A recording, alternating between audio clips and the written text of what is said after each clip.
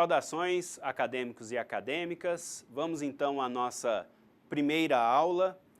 Nessa aula, nós faremos uma visão geral do que seria a estatística descritiva e analisaremos as duas primeiras aulas da apostila que está postada na plataforma, a apostila de estatística e probabilidade, volume único. Para entendermos estatística descritiva, nós temos que entender o processo de organização, classificação e análise de dados.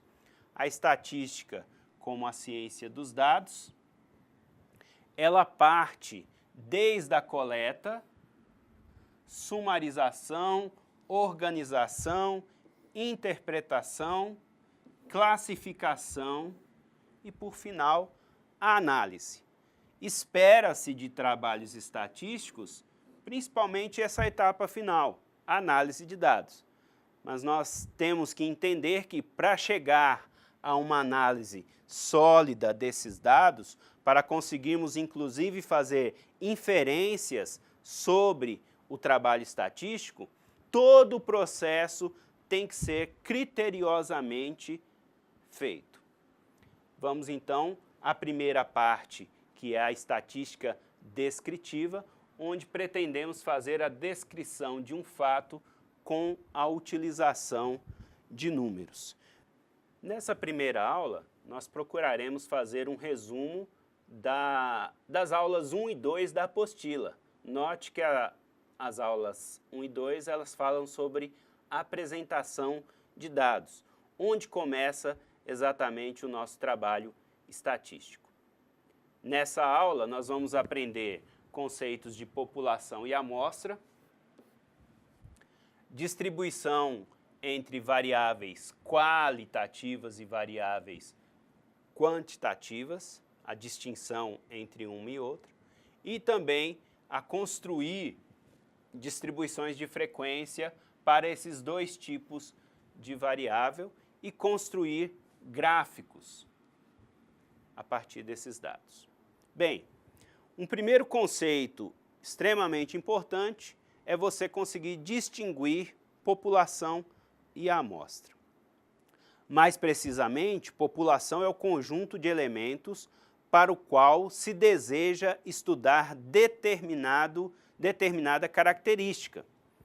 Imagine aí a população dos estudantes brasileiros, a população dos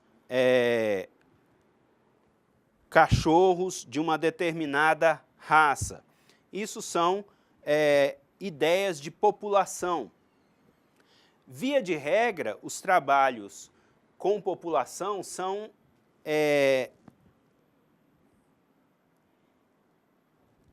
inviáveis, devido ao acesso, devido ao custo, N fatores. Os trabalhos estatísticos, então, eles são baseados em amostras.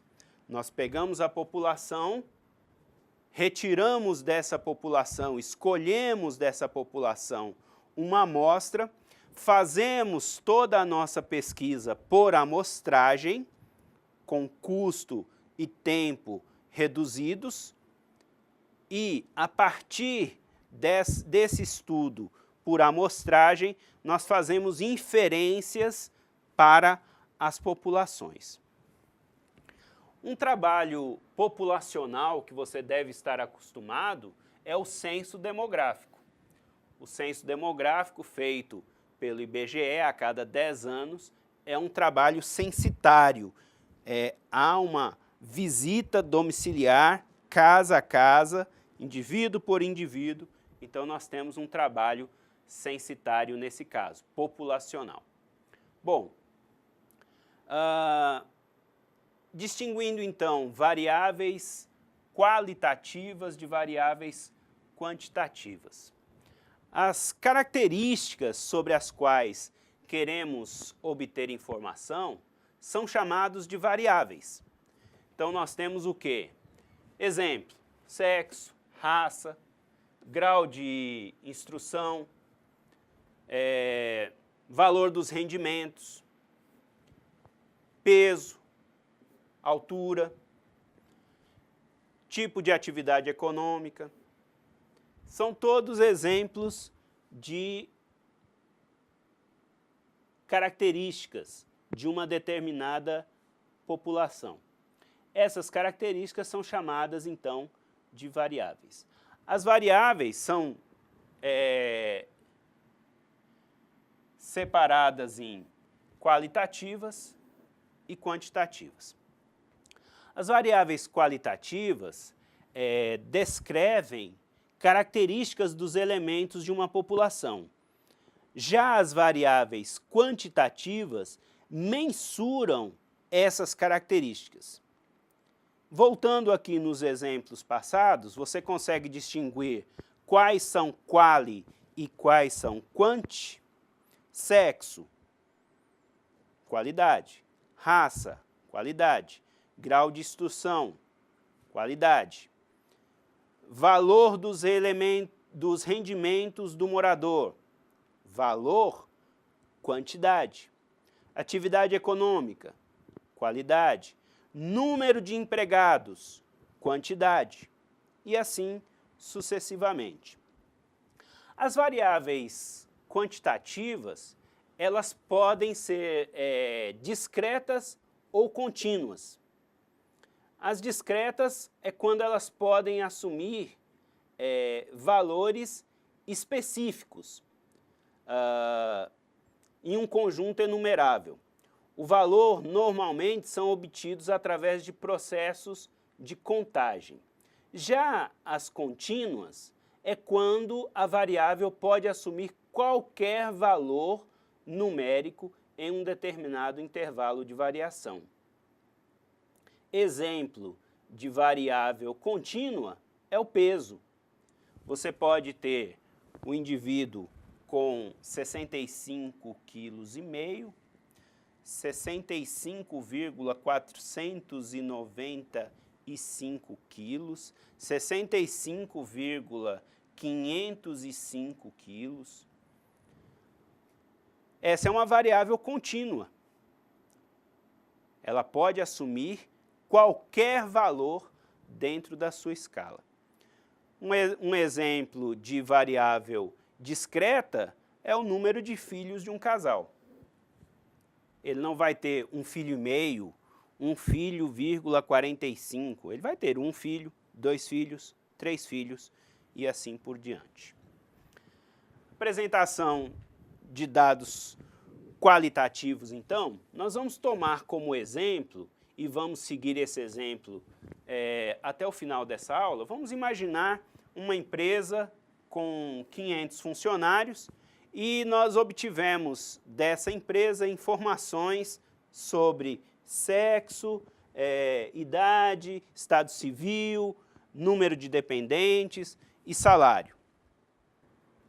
Uma primeira organização que pode ser feita é a distribuição de frequência. Tomando a variável sexo, que é uma variável qualitativa, nós teríamos essa organização de distribuição de frequência. Sexo masculino e feminino, frequência simples absoluta, 270 masculino, 230 feminino, dando os nossos 500 funcionários. Um elemento que pode ser acrescido, que é muito útil, é a frequência relativa. 270 homens num grupo de 500 funcionários me dá uma frequência relativa de 0,54. Ou, multiplicando por 100, para tornar porcentagem, 54% da população é homem, automaticamente os outros 0,46 ou 46% são mulheres. Me daria, então, uma distribuição de frequência com frequência simples absoluta e relativa. Outros exemplos para você trabalhar mais à frente. Recomendo a leitura desse item sobre arredondamento de números, para não termos dúvida. Muitas vezes teremos que arredondar para casas decimais, e a regra de arredondamento é bastante simples. Até 4, nós continuamos com a casa anterior. De 5 acima, o último algarismo é acrescido de uma unidade. Representação geralmente é feita em gráficos. Os gráficos, talvez os dois mais simples, são os gráficos de coluna e os gráficos de setor, né? No gráfico de coluna, a altura de cada coluna representa a frequência da respectiva classe, e o gráfico pode ser construído com base nas frequências absolutas ou relativas. Fica a escolha do freguês. No gráfico de setores, a frequência de cada categoria é representada pelo tamanho ou o ângulo do setor, ou fatia. Esse gráfico de setores também é chamado de gráfico de pizza. Aí você vai ter que voltar também à professora do ensino fundamental e lembrar essa pequena regra de 3. Uma circunferência completa, 360 graus. Nesse caso, nós estamos com o exemplo de 500 funcionários. Então, 360 graus para 500 funcionários. Isso é igual a um certo número de graus para 125 funcionários. Na representação gráfica, esse setor ou essa fatia tem que estar representada por 90 graus. O trabalho para a construção desses gráficos, um programa simples, o Excel faz isso com muita facilidade. Mas é sempre bom nós termos essa noção de proporcionalidade entre o número de graus da fatia e o número de indivíduos representados naquele setor. Está aqui os dois gráficos para essa primeira análise.